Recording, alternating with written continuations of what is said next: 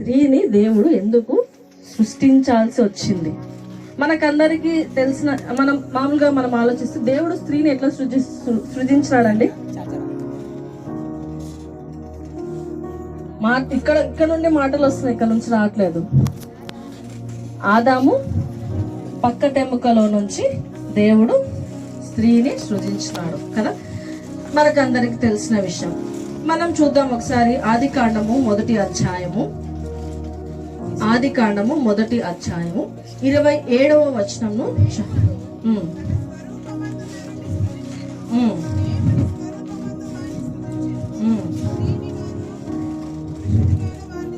స్త్రీని గాను పురుషుని గాను వాని సృజించాను. చాలండి. ఇక్కడ ఏం చేస్తున్నాడంటే దేవుడు తన స్వరూపమునందు నరుని సృజించినాడు కదా. తన స్వరూపం నందు అంటే ఆయన పోలికలో నరుని సృజించినాడు. తర్వాత ఏమంటున్నాడు? దేవుని స్వరూపమందు వాని సృజించను. ఎట్లా సృజించినాడంట? స్త్రీని గాను పురుషుని గాను. ఇక్కడ దేవుడు స్త్రీని ఆదాము పక్కటెముకలో నుండి తీసినాడు, కరెక్టే. ఎముకలో నుండి తీసి సృజించినాడు, కరెక్టే. కానీ ఎవరి పోలికలో సృజించినాడంట? దేవుని పోలికలో ఆయన స్త్రీలను సృజించినాడు. అర్థమవుతుందా? ఎవరి పోలికలో ఉన్నామండి మనము? దేవుని పోలికలో మనం సృజించబడి ఉన్నాము కదా. ఈరోజు మనం నేర్చుకుందాము. ఈరోజు అంటే దేవుడు ఈ మాట చెప్తున్నాడు, మీరు మగవారి కంటే తక్కువ కాదు, స్త్రీలు పురుషులకు సమానమైన వారే. ఎట్లా సమానమైన వారని ఈ అంశం గురించి మనం నేర్చుకున్నాం.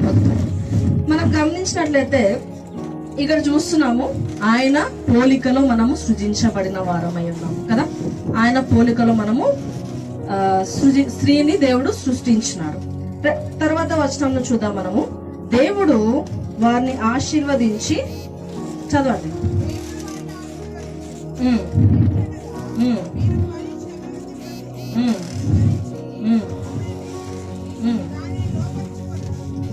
ఓకే, ఏమంట? దాన్ని విస్తరించి అభివృద్ధి పొంది ఫలించి మీరు దాన్ని లోబర్చుకొనుడి కదా. అంటే ఇక్కడ మనం చూస్తున్నాము, దేవుడు ఇద్దరికి కదా, ఆదాముకు హవ్వకు ఇద్దరికి కలిపి ఒక బాధ్యత ఇచ్చినాడు. ఒక బాధ్యత అనే కంటే కూడా మనం చూసినట్లయితే ఒక ఆధిక్యత ఇచ్చినాడు, ఒక అధికారం ఇచ్చినాడు, ఒక ఆశీర్వాదాన్ని ఇచ్చినాడు. ఏమి ఇచ్చినాడండి? ఇక్కడ మనం చూస్తున్నాం, మీరు ఫలించి అభివృద్ధి పొంది విస్తరించి. ఇది ఆశీర్వాదంగా మనం గమనించవచ్చు. దాన్ని లోబర్చుకొనుడి అంటే ఇదొక అధికారంగా దేవుడు ఇచ్చిన. అంటే ఆదామును హవ్వమ్మను సృజించిన తర్వాత దేవుడు ఆదామును హవ్వను నువ్వు ఏలు అని చెప్పలేదు.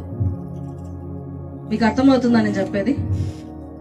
ఇద్దరిని సమానంగా సృష్టించినాడు, ఇద్దరిని ఆయన పోలికలోనే సృష్టించినాడు, ఇద్దరికి సమానమైన అధికారం ఇచ్చినాడు, సమానమైన ఆధిక్యత ఇచ్చినాడు, సమానమైన ఆశీర్వాదాన్ని దేవుడు ఇద్దరికి ఇచ్చినాడు. ఎవరెవరికి ఇచ్చినాడండి? ఆదాముకు హవ్వకు కదా. ఇచ్చిన తర్వాత ఇక్కడ ఏమంటున్నాడు? ఈ మొదటి ఆదికాండం 2 అధ్యాయాల్లో మనం గమనించినట్లయితే ఎక్కడ కూడా దేవుడు ఆదామును హవ్వను ఏలమని చెప్పలేదు. అంటే హవ్వమ్మ పైన ఆదాముకు అధికారం ఇవ్వలేదు. ఇద్దరి పైన ఎవరి అధికారం ఉందంట? దేవుని అధికారం ఉంది. ఎవరి అధికారం ఉందండి? దేవుని అధికారము ఇరువురి పైన ఉంది. ఇద్దరిని ఎవరు ఏలుతున్నారంట? దేవుడు ఇద్దరిని ఏలుతున్నాడు కదా. ఈ 2 అధ్యాయాల్లో ఈ మొత్తం మనం గమనించవచ్చు. అంటే ఇద్దరికి సమానమైన హక్కులను దేవుడు ఇచ్చినాడు, ఇద్దరికి సమానమైన ఆధిక్యతను ఇచ్చినాడు, సమానమైన ఆశీర్వాదాన్ని దేవుడు వారికి ఇచ్చినట్లుగా మనము గమనించగలం. అంతేకాకుండా మనం చూసినట్లయితే ఇద్దరు ఒకటే, అంటే ఇద్దరు దేవుని పోలికలోనే ఉన్నారు, కానీ శారీరక పరంగా ఇద్దరికి కొన్ని వ్యత్యాసాలు ఉన్నాయి. అవునా? అంటే పురుషుని యొక్క శరీర ఏమంటారు స్ట్రక్చర్ వేరే ఉంటది, స్త్రీ యొక్క శారీరక స్ట్రక్చర్ వేరే ఉంటది. అవునా కదా? స్త్రీలకు కొన్ని ఆధిక్యతలు ఇచ్చినాడు. అంటే పిల్లలను కనడం కావచ్చు, వాళ్ళను పెంచడం కావచ్చు, కుటుంబాన్ని కట్టుకోవడం కావచ్చు, ఇవన్నీ కూడా వారికి ఇచ్చిన బాధ్యతలు. అంతేకాకుండా పురుషునికి బాధ్యతలు ఇచ్చినట్టుగా మనము గమనించగలము. ఇక్కడ మనం చూసినట్లయితే మనము గమనిస్తున్నాము, ఇద్దరికి సమానమైన అధికారాన్ని, ఆధిక్యతను, ఆశీర్వాదాలను దేవుడు ఇచ్చినాడు. ఇద్దరి పైన అంటే మొదటి 2 అధ్యాయాల్లో మనం చూసినట్లయితే ఇద్దరి పైన దేవుని యొక్క అధికారము మాత్రమే ఉన్నది. ఇద్దరిని ఎవరు ఏలుతున్నాడంట? దేవుడు మాత్రమే ఏలుతున్నాడు. మరి ఇద్దరిని దేవుడు ఏలుతున్నప్పుడు మరి ఎందుకు ఉన్నట్లుండి కింద పడిపోయినారు కదా? ఎప్పుడు జరిగింది అది? పాప ప్రవేశము తర్వాత కదా. ఆదికాండము 3వ అధ్యాయము, ఆదికాండము 3వ అధ్యాయము. సో అంతకంటే ముందు మనం ఒక మాటను గమనిద్దాము. ఆదికాండము 2వ అధ్యాయంలోనే, ఆదికాండము 2వ అధ్యాయము 18వ వచనంలో మనం చూసినట్లయితే, మరియు దేవుడైన యెహోవా నరుడు ఒంటరిగా ఉండటం మంచిది కాదు, వానికి సాటి అయిన సహాయమును వాని కొరకు చేయదుననుకునేను. చాలండి. ఏంటంట? ఎట్లా సృజించినాడంట దేవుడు స్త్రీని? అంటే నరుడు ఒంటరిగా ఉండుట మంచిది కాదు ఆయన అని అనుకొని ఏం చేసినాడంట? సాటి అయిన సహాయమును. 19వ వచనంలో చూసినట్లయితే అక్కడికి ఆదాం దగ్గరికి భూజంతువులను అన్నిటిని పంపించినాడు. దేవుడు సృజించిన ప్రతి ఒక్క ప్రాణిని పంపించినాడు. ఎందుకు? ఒక్కటన్నా ఆయనకు సహాయంగా ఉంటదేమో అని. కానీ ఆయన ఏం చేసినాడంట? ఆదాము అన్నిటికీ పేర్లు పెట్టి అవి వెళ్ళిపోయినాయి. ఆయన మళ్ళీ లాస్ట్కి ఏమైనా మళ్ళీ ఒంటరిగానే మిగిలిపోయినాడు. అప్పుడు దేవుడు అనుకున్నాడు, ఏమనుకున్నాడు? నరుడు ఒంటరిగా ఉండడం ఇంకా మంచిది కాదు కనుక నేను ఏం చేసినాడంట? సాటి అయిన సహకారి. సాటి అయిన సహకారి అనే మాటను మనము ఇంగ్లీష్ లో గమనించినట్లయితే సూటబుల్ హెల్పర్ అంటారు. ఏమంటారండి? Suitable helper. హెల్పర్ అంటే మన భాషలో జనరల్ గా హెల్పర్ అంటే ఎవరిని అంటామండి? మనకు సహాయం చేసేవాళ్ళు, లేకపోతే మనకంటే కొంచెం తక్కువ కదా, మనకంటే కొంచెం తక్కువ వాళ్ళని మనము సహకారులు అంటాం. అవునా? మామూలుగా జనరల్ గా మనం చూసినట్లయితే ఈ పదము ఏదైతే హెల్పర్ అని ఉంది కదా, ఈ హెల్పర్ అనే పదమును హీబ్రూ భాష అంటే పాత నిబంధన గ్రంథం అంతా కూడా హీబ్రూ భాషలో రచించబడింది. సో ఈ హీబ్రూ భాషలో ఈ హెల్పర్ అనే పదానికి ఎజర్ అని అంటారన్నమాట. ఏమంటారంట? ఎజర్. ఎజర్ అనే మాటకు అర్థం ఏంటి అంటే దాని అర్థము బలమైన లేదా శక్తివంతమైన. ఏంటంట? బలమైన శక్తివంతమైన కదా. ఈ ఎజర్ అనే పదాన్ని ఈ పరిశుద్ధ గ్రంథంలో 20 సార్లు రాసినారంట. ఈ 20 సార్లు అంటే ఈ పదాన్ని రచించినప్పుడు అంతా కూడా దీన్ని ఎవరితో పోల్చినారు అంటే దేవునితో పోల్చినారంట. ఎవరితో పోల్చినారంట? దేవునితో, దేవుని యొక్క శక్తితో పోల్చినారు. అర్థమవుతుంది కదా. So helper. సూటబుల్ అనే పదంను హీబ్రూ భాషలో కెనెక్టో అంటారు. ఏమంటారు? కెనెక్టో. కెనెక్టో అనే మాటకు అర్థం ఏంటి అంటే సమానమైన. ఏంటంట? సమానమైన. ఇప్పుడు సాటి అయిన సహకారి అంటే ఏంటి అర్థము? సమానమైన శక్తివంతమైన కదా. శక్తివంతమైన అంటే సాటి అయిన సహకారం. ఇప్పుడు ఎవరు?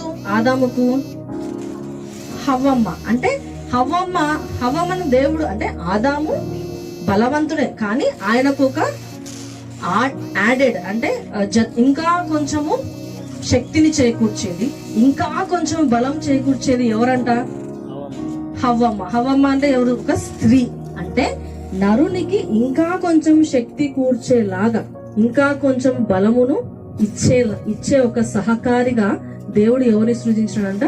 స్త్రీని సృజించినట్లుగా మనము గమనించగలము కదా. ఇంతవరకు బాగుంది, సాటైన సహకారము బాగుంది, ఆధిక్యత బాగుంది, అంత బాగుంది. ఇద్దరు బాగా మంచిగా, వాళ్ళకి ఏం పని ఉందని ఏమైనా పని ఉందా? ఆ ఏదైనా వనంలో మొత్తం ఆ తోటనంతా కూడా వాళ్ళు చూసుకోవాలి. సాయంత్రం అయితేనే దేవుడు వాళ్ళతో వచ్చి మంచిగా మాట్లాడేవాడు కదా. ఇదే వారి పని. అట్లాంటి వీరికి ఏమైపోయిందంట? పాప ప్రవేశము జరిగిన వెంటనే అక్కడ నుంచి వాళ్ళు పడిపోవడం జరిగింది కదా. ఈ 2 అధ్యాయాల వరకు బాగుంది. ఈ 2వ అధ్యాయాల తర్వాత మనం గమనించినట్లయితే 3వ అధ్యాయం నుంచి ఏం జరిగిందంట అంటే పాప ప్రవేశం అనేది జరిగింది. ఆది కాండము 3వ అధ్యాయము అక్కడ మనం గమనించినట్లయితే 15 నుంచి తర్వాత 16వ వచనంలో మనం చూద్దాము. ఆయన స్త్రీతో, నీ ప్రయాసము నీ గర్భవేదనను నేను మిక్కిలి హెచ్చించెదను, వేదనతో పిల్లలను కందు. తర్వాత నీ భర్త ఎడల నీకు వాంఛ కలుగును, అతడు నిన్ను ఏలును. ఎవరిని ఏలుతున్నారంటే ఇక్కడ ఇప్పుడు ఆదాము హవ్వమ్మను ఏలుతున్నాడు. అంటే నరుడు స్త్రీ పైన ఏలడం మొదలు జరిగింది కదా. అంటే ఇదేమన్నా మంచి విషయమా అంటే అంతవరకు బాగున్నారు వాళ్ళు. ఇక్కడ ఈ 16వ వచనం మనం చూస్తున్నాము. పాప ప్రవేశం ముందు వరకు వాళ్ళిద్దరు సమానంగా ఉన్నారు. వాళ్ళిద్దరి పైన దేవుడు మాత్రమే ఏలడం జరిగింది కదా. ఏమైందంట, దేవుడు మాత్రమే వాళ్ళిద్దరి పైన అధికారము ఉన్నది. కానీ ఇప్పుడేం జరిగింది, ఈ 16వ వచనంలో మనం చూస్తే ఇది స్త్రీకి ఒక శాపం ఇచ్చినాడు దేవుడు. అవునా కాదా? నరునికి ఒక శాపం ఇచ్చినాడు, స్త్రీకి ఒక శాపం ఇచ్చినాడు, సర్పమునకు శాపం ఇచ్చినాడు. ఈ శాపంను మనం చూస్తున్నాం. ఏంటి ఆ శాపం అంట? ఇదంతా అయిపోయిన తర్వాత ఎవరంట అధికారం ఇప్పుడు స్త్రీ పైన? నరునికి అధికారం వచ్చింది. అంటే ఆదాముకు హవ్వమ్మ పైన అధికారము మొదలైంది. అంటే స్త్రీ పైన నరునికి అధికారము మొదలైంది. అక్కడి నుంచి కూడా మనం గమనించినట్లయితే పాత నిబంధన కాలం అంతా కూడా మనం చూసినట్లయితే రాజులు కదా, ఎవరో స్త్రీలు ఎవరో కదా, కొంతమందికి మాత్రమే మనం పేర్లు చూడగలం. ఎస్తేర్ గ్రంథము, రూతు గ్రంథము కదా. అంటే స్త్రీలకు అంతవరకు దేవుని పోలికలో సృజించబడిన స్త్రీ కదా. అవునా కదా? అదే కదా మనం చూసింది 27వ వచనంలో. ఎవరి పోలికలో సృజించబడినదండి స్త్రీ? దేవుని పోలికలో సృజించబడిన స్త్రీకి ఆ పోలిక పోయింది. ఎప్పుడు పోయింది? పాప ప్రవేశము తర్వాత ఆ పోలిక పోయింది. పోయి ఏమైందంట, నార్మల్ అంతవరకు వాళ్ళు దేవునితో మంచి సహవాసం కలిగి ఉన్నారు. అంతవరకు వాళ్ళకు ఏం పని లేదు, వాళ్ళకు కష్టపడాల్సిన అవసరం లేదు కదా. ఒక కష్టం లేదు, వంట చేయాల్సిన అవసరం లేదు కదా, అంట్లు తోమాల్సిన అవసరం లేదు, బండలు తుడిచాల్సిన అవసరం, కసుపు కొట్టుకోవాల్సిన అవసరం లేదు, ఏం పని లేదు కదా. అట్లాంటి వారికి దేవుడు ఇచ్చేసినాడు. ఇంకా ఏమి ఇచ్చేసినాడు? ఆ పోలిక పోయింది, ఆ ఆనందం అంతా పోయింది కదా. తర్వాత ఏమైందంటే వాళ్ళు పని చేయడం మొదలు పెట్టినారు. అప్పటి నుంచి స్టార్ట్ అయింది మనకి ఇవన్నీ కూడా. అట్లాంటి స్థితిలో ఉన్న మనలను గమనించినట్లయితే దేవుడు మనకు మరలా ఒక అవకాశం ఇచ్చినాడండి. ఇచ్చినాడా ఇవ్వలేదా? ఇచ్చినాడు కదా. మనం కొత్త నిబంధనకు వచ్చేద్దాం ఇప్పుడు. గలతీలకు రాసిన పత్రిక 3వ అధ్యాయము, గలతీలకు రాసిన పత్రిక 3వ అధ్యాయము 26వ వచనం నుంచి 28వ వచనం వరకు ఉన్న వాక్య భాగాన్ని చదువు. యేసుక్రీస్తునందు మీరందరూ విశ్వాసము వలన దేవుని కుమారులై ఉన్నారు. క్రీస్తులోనికి బాప్తిస్మము పొందిన మీరందరూ క్రీస్తును ధరించుకొని ఉన్నారు. ఇందులో యూదుడని గ్రీసు దేశస్థుడని లేదు, దాసుడని స్వతంత్రుడని లేదు, పురుషుడని స్త్రీ అని లేదు, యేసుక్రీస్తునందు మీరందరూ ఏకముగా ఉన్నారు. యేసుక్రీస్తునందు మీరందరూ ఏకముగా ఉన్నారు. మొదట మనం చూస్తున్నాము women are created equal to men. ఎట్లా చెప్పగలం ఈ మాట అంటే, మొదటిగా చూస్తున్నాము ఆయన పోలిక ద్వారా. ఎట్లా అంట? ఆయన పోలిక ద్వారా మనము పురుషులకు సమానంగానే సృజించబడి ఉన్నాం అని మనం చెప్పగలం. అవునా కదా? ఎట్లా చెప్తున్నాం ఈ మాట అంటే, మనము దేవుని పోలికలో మనమంతా ఒకటిగా సృజించబడి ఉన్నాం. మొదటి విషయం. రెండవదిగా మనం చూస్తున్నాం ఇక్కడ మనం చదువుకున్నాం. ఏం చదువుకున్నామండి? యేసుక్రీస్తునందు విశ్వాసుల ద్వారా దేవుని కుమారులే ఉన్నాం ఒకటి. రెండవదిగా చూస్తున్నాం క్రీస్తులోనికి బాప్తిస్మము పొందిన మీరందరూ క్రీస్తును ధరించుకున్నారు కదా. అంటే ఇక్కడ మనం చూస్తున్నాము, ఎప్పుడైతే ఎప్పుడైతే యేసు క్రీస్తునందు మీరందరూ విశ్వాసము వలన, కదా. అంటే మొదటగా మనం ఏం చేయాలంటే మరలా దేవుడు అవకాశం ఇస్తున్నాడు. ఎట్లా ఇస్తున్నాడు అవకాశం అంటే ఎప్పుడైతే మనం ఆయనందు విశ్వాసం కలిగి ఉంటామో. ఎప్పుడంట విశ్వాసం ఫస్ట్ అవన్నీ చెప్పలేదు దేవుడు. పాత నిబంధన కాలంలో డైరెక్ట్ సృష్టించేసినాడు కదా. స్త్రీకి అట్లాంటివి ఏమి ఇవ్వలేదు దేవుడు. అంటే స్త్రీకి కానీ పురుషునికి కానీ ఏమి ఇవ్వలేదు. అంటే మీరు ఇట్లా ఉండాలి, కండిషన్స్ ఏం లేవు కదా. అప్పుడు ఏమంటారంట, కండిషన్స్ ఏం లేవు. కండిషన్స్ అంటే షరతులు ఏం లేవు. ఇప్పుడు మనం మామూలుగా ఎప్పుడన్నా ఉద్యోగం కోసం అప్లై చేసినప్పుడు, ఏముంటదండి, 10వ తరగతి అన్నా పాస్ అయి ఉండాలా కదా. షరతులు ఇవన్నీ. ఒక ఉద్యోగం రావడానికి డిగ్రీ అన్నా ఉండాలి కదా, లేదంటే ఇంకేదన్నా చదువుకొని ఉండాలి కదా. ఇవన్నీ కూడా కొన్ని షరతులు. అట్లాంటి షరతులు దేవుడు ముందేం పెట్టలేదు.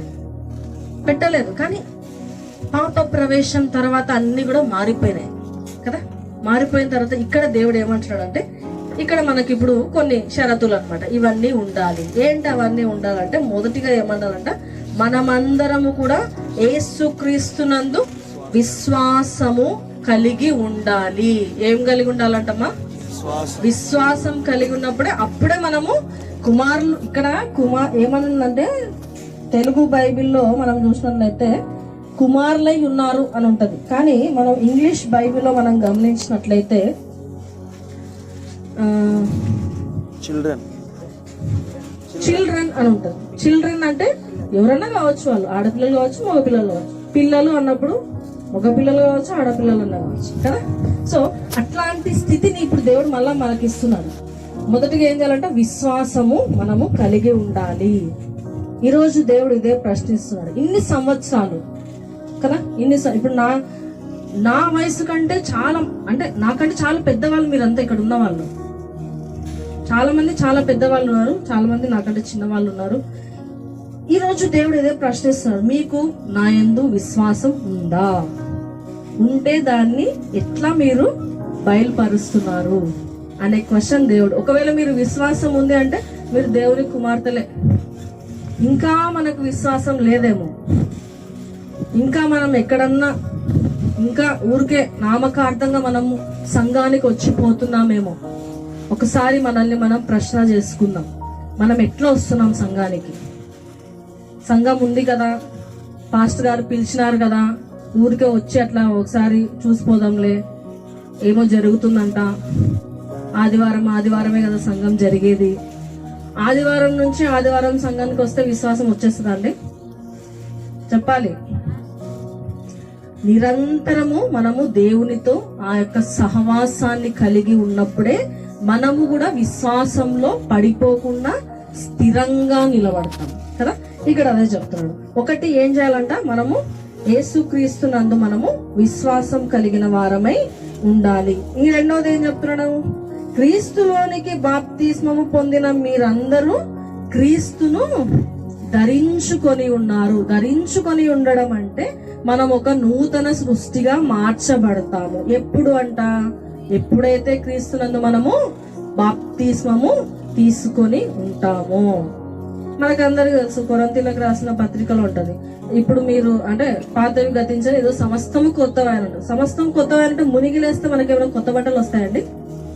చెప్పాలా? నీళ్ళలో ఇట్లా మునిగి లేస్తేనే మనకేమన్నా కొత్తగా ఏమన్నా, ఇప్పుడు ఫర్ ఎగ్జాంపుల్ నా జుట్టు చాలా చిన్నగా ఉంటుంది కదా, ఇంత ఉంది జుట్టు నాకు. ఇట్లా మునిగి లేస్తే నాకు ఏమైనా పొడుగు జాడ వచ్చేస్తుందా? కొత్త సృష్టి అంటే మనం అట్లనే ఆలోచిస్తాం కదా.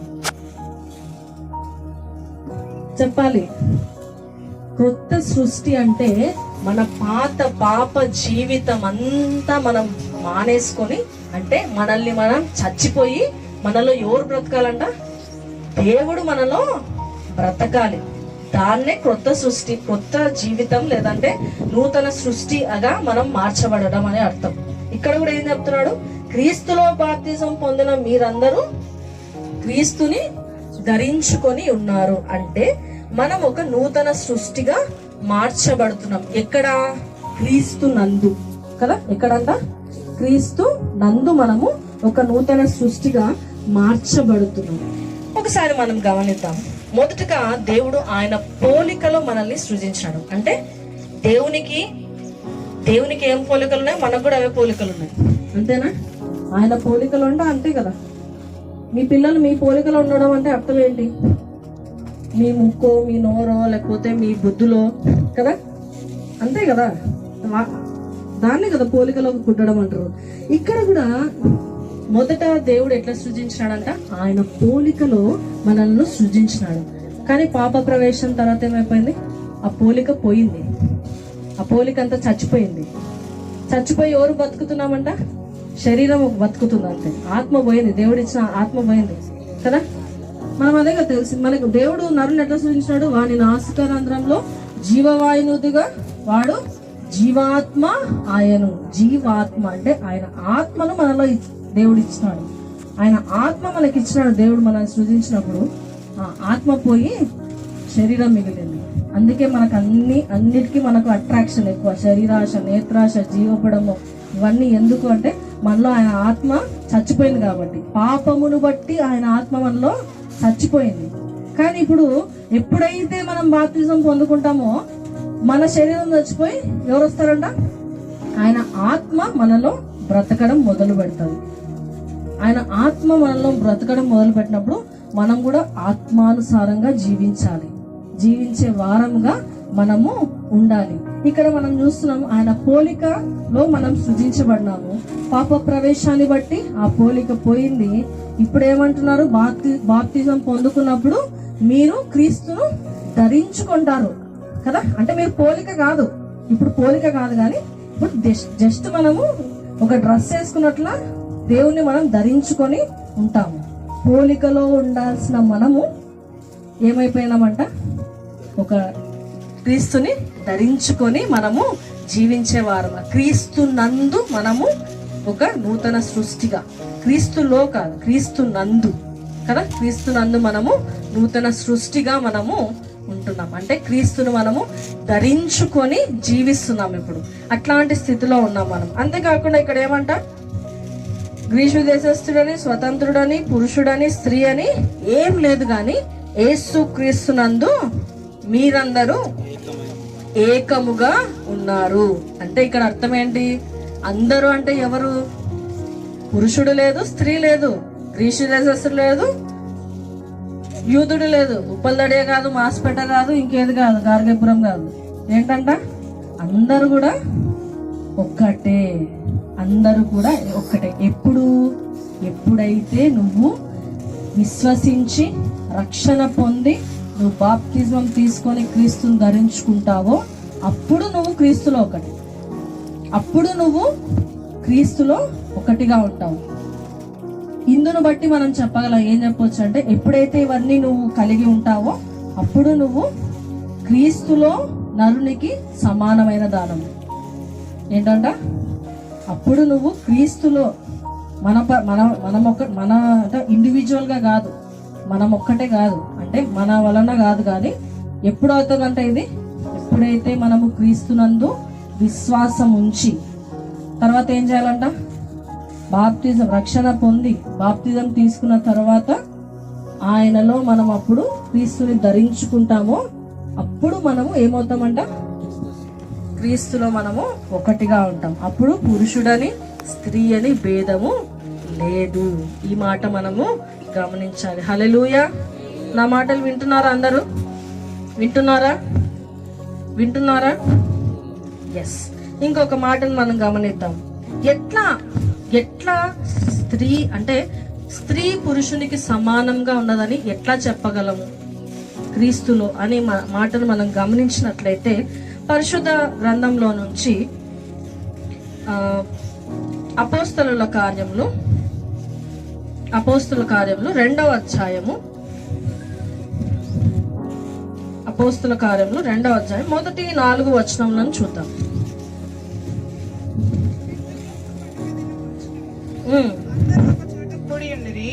అప్పుడు వేగముగా వీచు బలమైన గాలి వంటి ఒక ధ్వని ఆకాశము నుండి అకస్మాత్తుగా వారు కూర్చుని ఉన్న ఇల్లంతయు నిండెను. మరియు అగ్నిజ్వాలల వంటి నాలుకలు విభాగింపబడినట్టుగా వారికి కనబడి వారిలో ఒక్కొక్కని మీద వ్రాలగా అందరూ పరిశుద్ధాత్మతో నిండిన వారై ఆ ఆత్మ వారికి వాక్ శక్తి అనుగ్రహించిన కొలది అన్ని భాషలతో మాట్లాడసాగిరి. Thank you. ఇక్కడ మనం చూస్తున్నాము ఏంటంటే మొదటి వచనాన్ని చూద్దాం. పెంతెకోస్తు పండుగ దినమున వచ్చినప్పుడు అందరూ ఒక చోట కూడి ఉండిరి. అందరూ అంటే ఇక్కడ ఎవరెవరండి? ఉత్తి మగవారాలు రాసి పెట్టినారా? ఉత్తి పిల్లలు అని రాసినారా? ఉత్తి యవనస్తులు అని రాసినారా? అందరూ.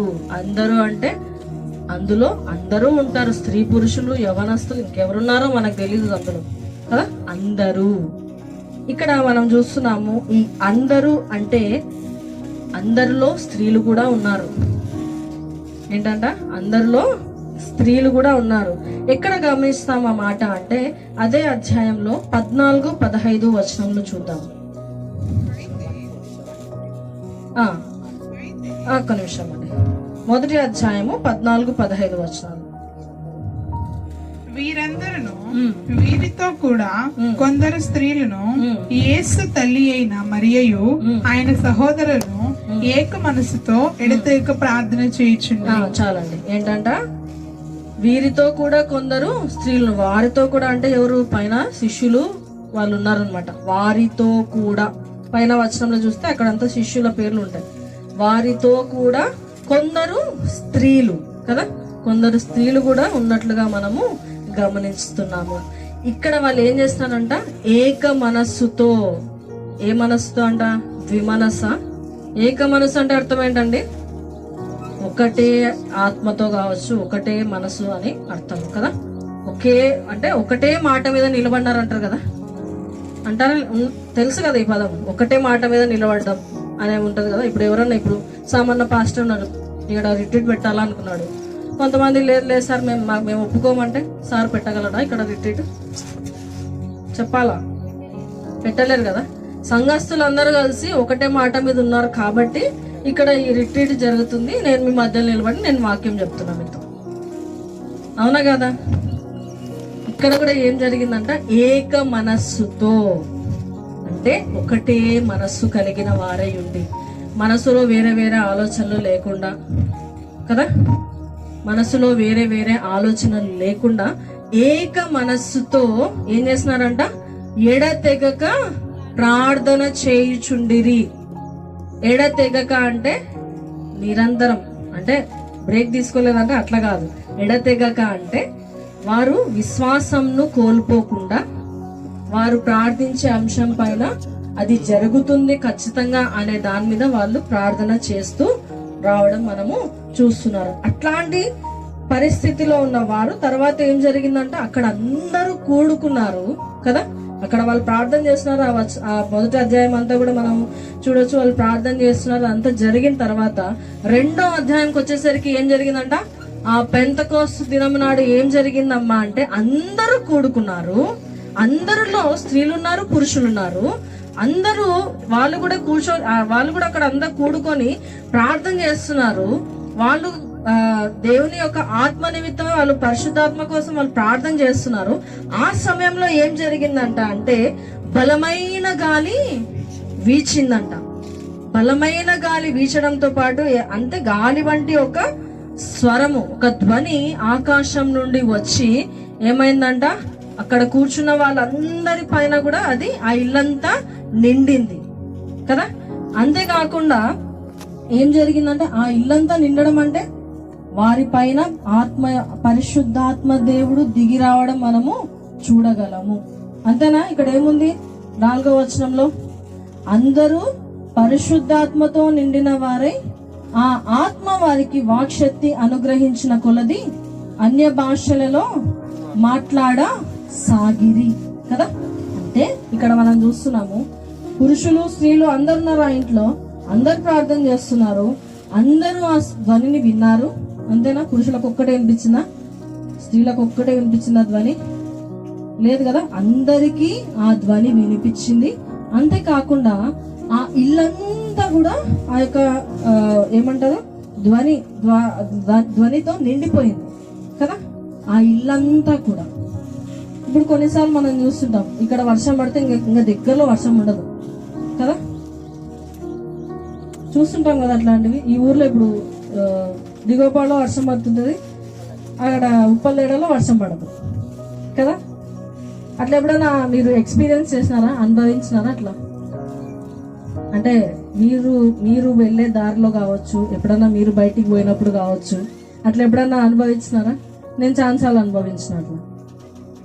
మా ఇంటి దగ్గరలో వర్షం ఉంటుంది, మా ఇండ్లు దాటి అట్లా మా నాన్న వాళ్ళ ఇంటికి పోయే దగ్గరికి వర్షం ఉండదు, లేదంటే అక్కడ వర్షం ఉంటుంది, ఇక్కడ వర్షం ఉండదు కదా. ఇక్కడ ఏమైందంటే ఆ ఇల్లంతా కూడా ఆ యొక్క ధ్వని, ఆ యొక్క ఆత్మ ద్వారా వారు నింపబడి ఉన్నారు. ఆ ఆత్మ ద్వారా వారు నిండవారే కనుక వాళ్ళు ఏం చేసినారంట, అన్య భాషలతో వాళ్ళు మాట్లాడసాగినారు. ఇక్కడ మనం చూస్తున్నాము, పరిశుద్ధ ఆత్మ దేవుడు అందరిపైన సమానంగా ఆయన యొక్క ఆత్మను కుమ్మరించినాడు. హల్లెలూయా, హల్లెలూయా. ఆయన యొక్క ఆత్మ వారిపైన కొంచెం, వీరిపైన కొంచెం, వాళ్ళపైన ఒక 10% వీళ్ళపైన ఒక 20% అట్లా చేయలేదండి. దేవుడు ఏం చేసినాడంట, అందరిపైన సమానంగా ఆయన ఆత్మను ఆయన కుమ్మరించడం మనము గమనించగలము. దీన్ని బట్టి మనం ఏం చెప్పొచ్చు తెలుసా, మనము వాళ్ళకి సమానంగా సృజించబడి ఉన్నామని మనము చాలా గట్టిగా చెప్పొచ్చు. క్రీస్తులో మనం సృజించబడి ఉన్నామని మనము చెప్పవచ్చు. ఈరోజు దేవుడు అదే చెప్తున్నాడు, మిమ్మలను నా పోలికలో సృజించినాను, మిమ్మల్ని నా రక్షణ ద్వారా మిమ్మల్ని సృజించినాను. అంతేకాకుండా మీరు ఆత్మను పొందుకోవడం ద్వారా మిమ్మల్ని ఒక నూతన సృష్టిగా నేను సృజించినాను అని దేవుడు ఈరోజు మనతో మాట్లాడుతున్నాడు. మనం గమనించాలి. దేవునికి మన శరీరంతో పని లేదండి, అవునా కదా, అవునా కదా. దేవునికి మన శరీరంతో ఏమైనా పని ఉందా? ఫర్ ఎగ్జాంపుల్ ఇప్పుడు అక్కడ 2 బాటిల్స్ చూస్తున్నారా, కనిపిస్తున్నాయి కదా బాటిల్స్. ఒకటేమో పెద్దగా ఉంది బాటిల్, ఒకరేమో చిన్నగా ఉంది బాటిల్. ఆ 2 బాటిల్ యొక్క ఉద్దేశం ఏంటి చెప్పండి? నీళ్లు ఉన్నాయి కదా, నీళ్లు పడతాం, లేకపోతే నీళ్లు పడతాం దాంట్లో, అంతేనా? అంటే చిన్నగా ఉంది కదా బాటిల్ అని పక్కన పడేస్తామా? అవసరం లేదు అని పడేస్తామా? చిన్న బాటిల్ కావచ్చు, ఆ పెద్ద బాటిల్ కావచ్చు, కుండలు కావచ్చు, బిందెలు కావచ్చు కదా, ఏమంటారు తొట్లు కావచ్చు, సింటెక్స్ కావచ్చు, ఏమన్నా కావచ్చు. మనం ఎందుకు వాడతాం వాటిని?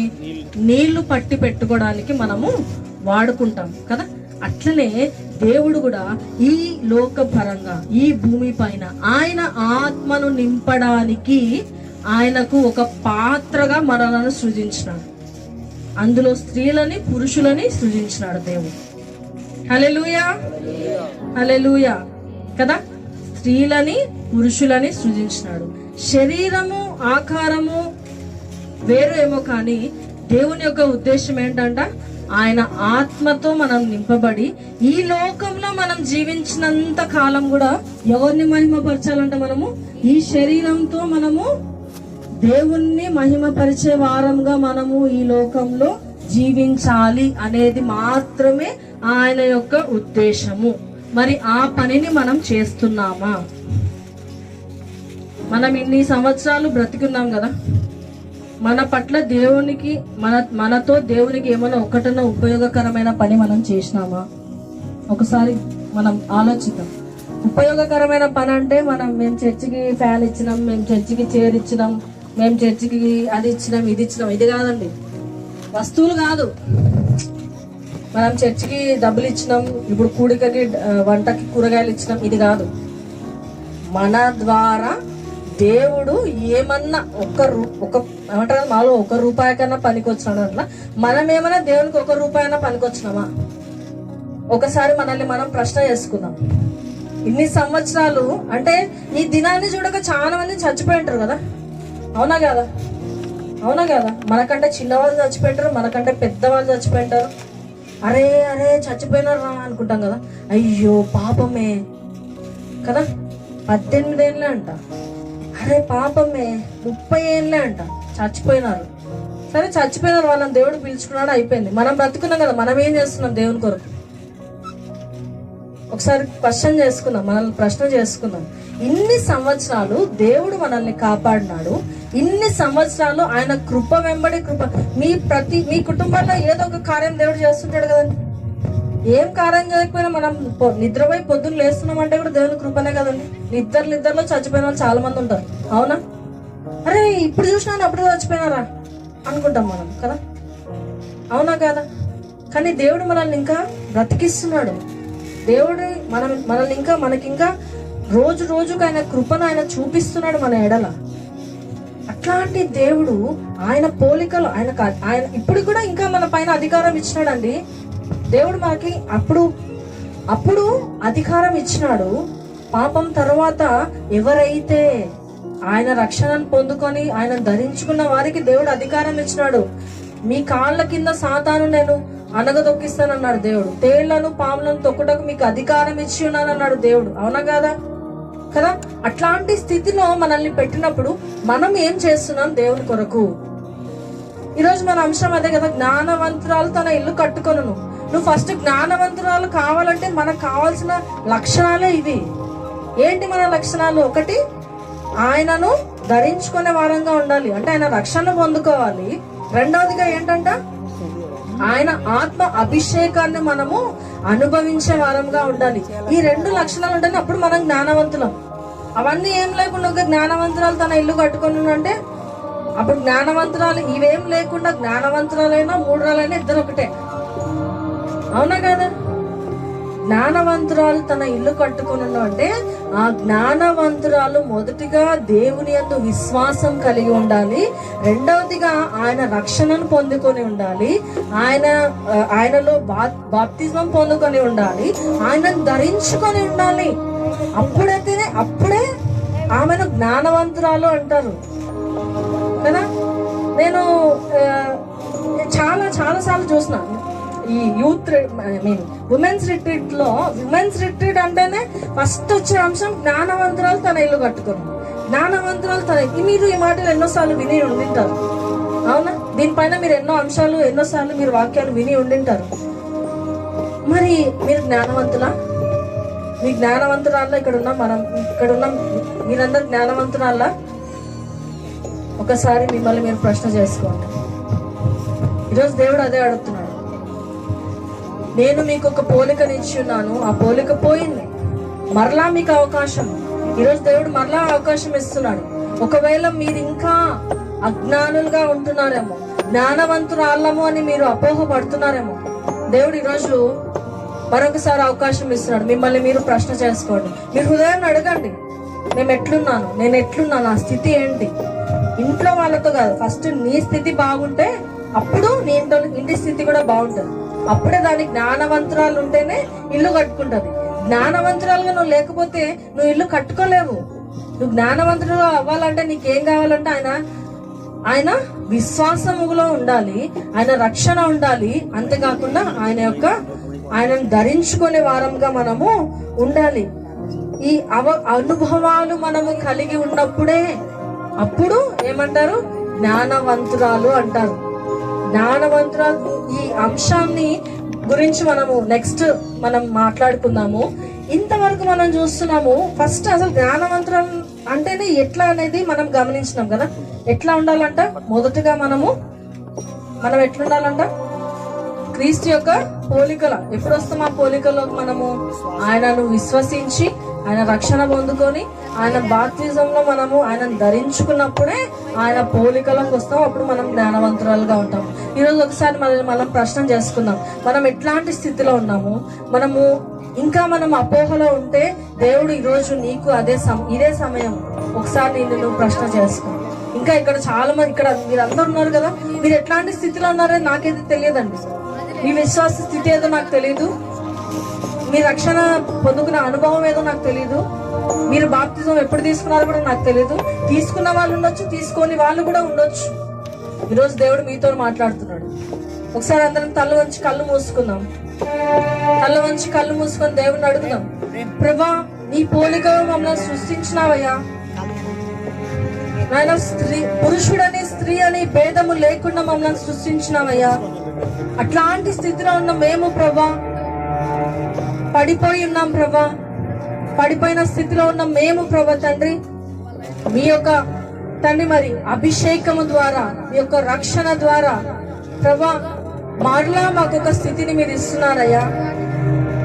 వీళ్ళైతే లేచి నిలబడదామండి. ఇంతసేపు కూర్చున్నారు కదా, కొద్దిసేపు లేచి నిలబడదాం. అందరం లేచి నిలబడదాం. లేచి నిలబడి దేవుణ్ణి అడుగుదాం, ప్రభా మా స్థితి ఎట్లుందో మాకు తెలియదు ప్రభా.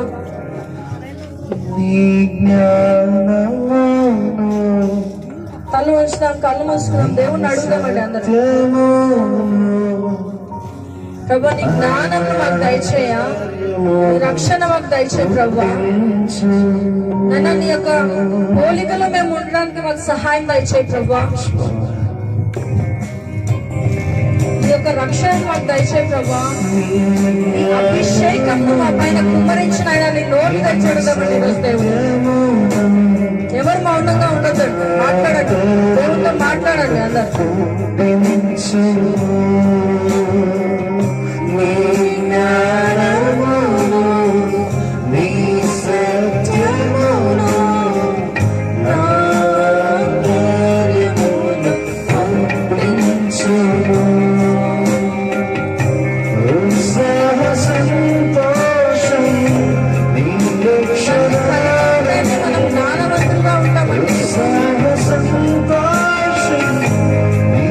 పరిశుద్ధాత్మ అభిషేకంతో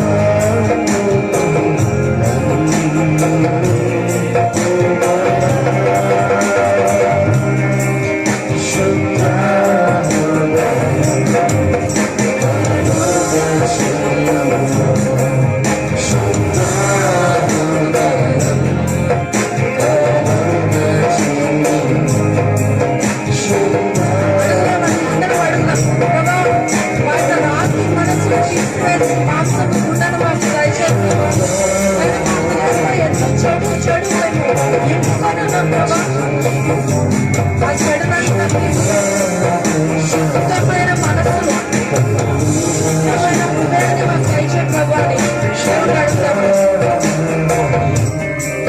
ఎంతో పాపము, శాపము, అన్ని మాటలతో నింపుకొని ఉంటామండి మన హృదయాలు. అనవసరమైన మాటలు, పనికిరాని మాటలు, ఒక్కటి కూడా పనికి వచ్చేది ఉండదు. ఇలాంటి మాటలన్నిటితో మన హృదయాన్ని మనం నింపుకొని దాన్ని పరిశుద్ధంగా ఉండాల్సిన హృదయాన్ని అపరిశుద్ధం చేసేస్తాం మనమంతా. పాపము, శాపము, ఆలోచనలు, ఒకరి పైన ఎట్లా వాళ్ళని ఇది చేద్దాము, ఒకరిని ఎట్లా కింద పడేద్దాము, ఇట్లాంటి ఆలోచనలు అన్ని పెట్టుకొని మన హృదయంలో మనం ఉంటామండి. ఒకవేళ అట్లాంటి స్థితిలో ఈరోజు మనం ఉన్నామేమో, మనం దేవుణ్ణి అడుగుదాం, ప్రభా నన్ను క్షమించయ్యా, ప్రభా నన్ను క్షమించు ప్రభా, ఈ పోలిక నేను పోగొట్టుకున్నాను ప్రభా, మరలా నాకు అవకాశం ఇచ్చావయ్యా, ఈ పోలికలో మరలా నన్ను కలగజేయి ప్రభా అని చెప్పి మనం అడుగుదాం. నా పాపంలో నేను ఒప్పుకుంటున్నాను యేసయ్యా, నీ సన్నిధిలో నీ యొక్క ఆత్మతో నన్ను నింపు ప్రభా అని చెప్పి మనం ప్రార్థన చేద్దాం. నీ యొక్క ఆత్మతో మమ్మల్ని నింపు ప్రభా, నీ యొక్క శక్తితో మమ్మల్ని నింపు ప్రభా. ఆయన మమ్మల్ని బలమైన సాధనముగా మీరు సృజించినారు. అట్లాంటి బలమైన సాధనముగా సృజించిన మేము నీ యందు ఇంకా బలమైన వారంగా వాడబడ్డం మాకు సహాయం చేయాలా అని మనం ప్రార్థన చేద్దామండి. ప్రార్థన చేసుకుందామండి. మహోన్నతుడ, మహాపరిశుద్ధమైన మా ప్రియ పరలోకపు తండ్రి, నాన్న ఇంతవరకు నీ యొక్క మాటలతో ప్రభా తండ్రి, నాన్న మీరు ఇక్కడ ఉన్న ప్రతి ఒక్కరితో మీరు మాట్లాడి ఉన్నారని నమ్మి మీకే వర్ణన చెల్లిస్తున్నాను. నాయన నీ యొక్క ఆత్మ అభిషేకమును ప్రభా తండ్రి మీరు ఇక్కడ తండ్రి మీరు నింపి ఉన్నారని నమ్మి మీకు వందనాలు చెల్లిస్తున్నాం ప్రభా. ఇక్కడ వచ్చిన ప్రతి ఒక్క సహోదరి నాయన, ఇక్కడ ఉన్న ప్రతి ఒక్క బిడ్డ ప్రభా తండ్రి నాయన, మేము ఎట్లాంటి స్థితిలో ఉన్నామన్నది మమ్మల్ని మేము ప్రశ్నించుకొనుటకు, మా స్థితులను ప్రభా తండ్రి మేము సరి చేసుకొనుటకు మీరు చూపిన కృపకై, మీరు ఇచ్చిన ఆధిక్యతకై మీకే వందనాలు చెల్లిస్తున్నాం నైనా. మీరు ఇచ్చిన ఆధిక్యతను, మీరు ఇచ్చిన అధికారాన్ని, మీరు ఇచ్చిన ఆశీర్వాదాన్ని మేము కోల్పోయిన వారంగా మేము ఉన్నప్పటికీ ప్రభా తండ్రి అట్లాంటి స్థితిలో ఉన్న మమ్మలను ప్రభా మరలా ప్రభా తండ్రి నైనా మీరు మమ్మలను నీ యొక్క బాప్తిస్మము అనే ఒక తండ్రి మరి నీ యొక్క రక్షణ కార్యము ద్వారా ప్రభా తండ్రి మరలా మమ్మలను నీ యొక్క దాసులుగా, నీ యొక్క కుమారులుగా, కుమార్తెలుగా ప్రభా తండ్రి మీరు మమ్మల్ని చేర్చుకోవడమే కాకుండా ప్రభా నాయన మరి నీ యొక్క ఆత్మ అభిషేకము చేత మమ్మల్ని నింపేవారుగా మీరు ఉన్నారు. అందుని బట్టి మీకే వందనాలు చెల్లిస్తున్నాం నాయన. ఇక్కడ ఉన్న ప్రతి బిడ్డతో మీరు మాట్లాడి ఉన్నారని నమ్ముతున్నాం నాయన. మరి మరలా వచ్చే సెషన్స్ లో కూడా ప్రభా తండ్రి మేము మరలా ఇంకా బలంగా సిద్ధపడి నాయన మా హృదయాలను ఇంకా బలంగా మేము సిద్ధపరచుకొని నాయన మేము వచ్చి తిరిగి మరలా నీ సంధానంకి వచ్చి పర్యంతము మీరే తోడుండండి నాయన. నీ యొక్క బలమైన సాధనముగా ప్రభా మేము బలహీనమైన ఘటములుగా కాక ప్రభా బలవంతమైన బలమైన పాత్రలుగా నైనా, ఘనమైన పాత్రలుగా నీ యొక్క సన్నిధిలో మేము వాడబడటకు నైనా, నీ రాజ్య వ్యాప్తిలో మేము వాడబడటకు మీరే సహాయం దయచేయండి నైనా. మేము జ్ఞానవంతులు అగుటకు మాకు ఈ యొక్క లక్షణంలో కలిగి ఉండటకు మీ యొక్క సహాయం దయచేయండి నైనా.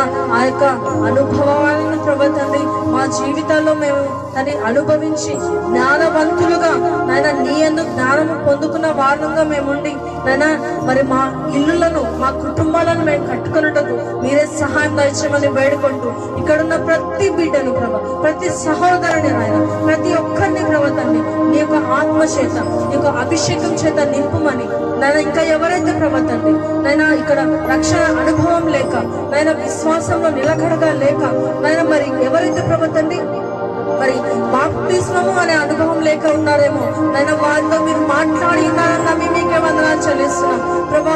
మరి వారి హృదయాలను మార్చుకొని నీ వైపు తిరుగుటకు తండ్రి నీ యొక్క రక్షణను పొందుకొని నైనా మరి బాప్తిస్మ అనుభవంలోకి వచ్చటకు మీ యొక్క సహాయం దయచేయమని వేడుకుంటూ ఈ ప్రార్థన నజరేయుడైన యేసునామమున అతి వినయంగా బ్రతిమలాడి వేడుకొంచున్నాం పరమ తండ్రి, ఆమేన్. హల్లెలూయా, హల్లెలూయా. ఎంతమంది నమ్ముతున్నారండి? కూర్చోండి. ఎంతమంది నమ్ముతున్నారండి దేవుడు మీతో మాట్లాడి ఉన్నారని? దేవునికి మహిమ కలుగును గాక, ఆమేన్. నాకు ఇచ్చిన అవకాశంను బట్టి ప్రభా మరి ఒకసారి నేను సామాన్య పాస్టర్ గారికి నా యొక్క నిండైన వందనాలు చెల్లించుకుంటున్నాను. నెక్స్ట్ సెషన్ లో మన యొక్క అంశము ఉంది కదా, జ్ఞానవంతురాలు తన ఇల్లు కట్టుకొనును. దాని గురించి మనం మాట్లాడుకుందాము. మీరు ఎంతమంది సిద్ధంగా ఉన్నారండి వినడానికి? నెక్స్ట్ సెషన్ లో మనం మాట్లాడుకుందాం. అంతవరకు మరి నాకు ఇచ్చిన అవకాశం బట్టి మరి దేవునికి వందనాలు చెల్లించుకుంటూ ఓపికగా వాక్యం విన్న మీ అందరికీ కూడా నా యొక్క నిండైన వందనాలు చెల్లించుకుంటూ ముగిస్తున్నాం. Thank you so much.